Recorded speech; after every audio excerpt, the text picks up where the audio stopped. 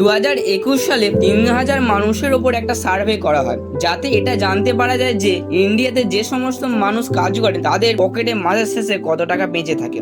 আর এরপরেই যে রেজাল্টটা বেরিয়ে আসে সেটা জানার পরে আপনি অবাক হয়ে যাবেন, কারণ এই সার্ভে থেকে জানতে পারা যায় প্রতিটি 100টা মানুষের মধ্যে 81টা মানুষ নিজের রোজগারের সম্পূর্ণ টাকা মাত্র 20 দিনেই খরচ করে ফেলে, আর আগামী 10 দিন এরা কোনো রকম ভাবে জীবন কাটায়।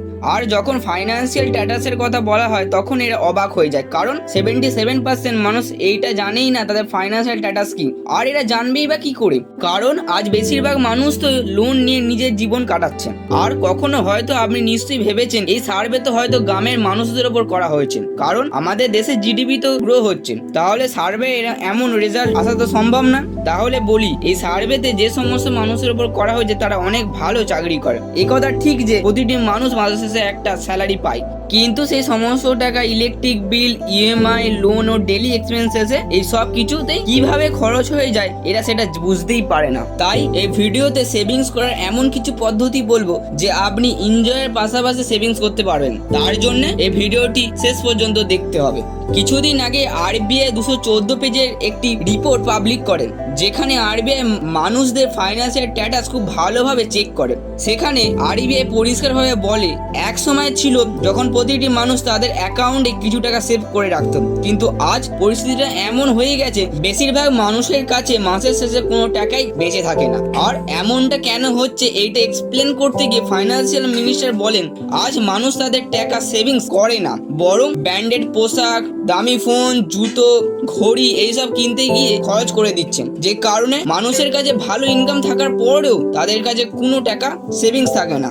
আজ মানুষ ইএমআই তে এই সমস্ত দামি দামি জিনিস কিনে নেয়, আর এরা সারা বছর ব্যাংকের গোলামি করে। যেমন আইফোন 15 এর বেস্ট মডেলের দাম 72 থেকে 73 হাজার টাকা, আর যদি এই আইফোন আপনি ইএমআই তে কেনেন তাহলে আপনাকে প্রতি মাসে ইএমআই দিতে হবে 6903 টাকা। তাহলে দেখা যায় এই প্রোডাক্টের জন্য আপনি ব্যাংকের গোলামি হয়ে গেলেন। আর সব থেকে ভয়ানক কথা হলো, এই 6903 টাকা ইএমআই এর কারণে এক বছরে আপনাকে টোটাল টাকা দিতে হবে 82,884 টাকা। আর এইভাবেই একজন মধ্যবিত্ত মানুষ ইএমআই এর জালে জড়িয়ে যায়। এখন আপনাদের জন্য আমার কিছু প্রশ্ন আছে, আপনি কি আমাকে বলতে পারবেন গত মাসে আপনি ট্রাভেলিং এবং খাবারের পিছনে কত টাকা খরচ করেছেন? যদি আপনার কাছে এইসব প্রশ্নের উত্তর না থাকে তাহলে এখানে কাজে আসবে অ্যাকাউন্টিং।